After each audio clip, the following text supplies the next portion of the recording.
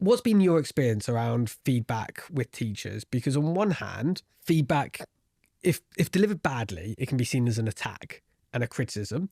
But on the other hand, if we get it right, it can be this really powerful tool.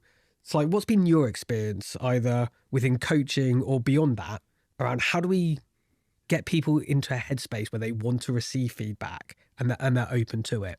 Yeah, it's a really good question.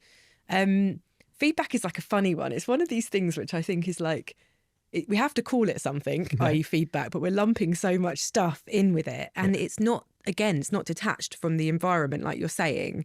You know, it's the way that feedback lands and what feedback's about is very much tied to kind of what's going on in the school at the time. So if you feel like the feedback you're being given is on something you were never trained on and something that you weren't told you were ever going to be evaluated on, or you think it's like the person's personal preference that comes into the classroom. This is something very dear to me, because when I was teaching, especially in my first school, it felt like it was just the person coming in and what they liked to see. And I think people have had this experience. Then feedback, it becomes quite meaningless.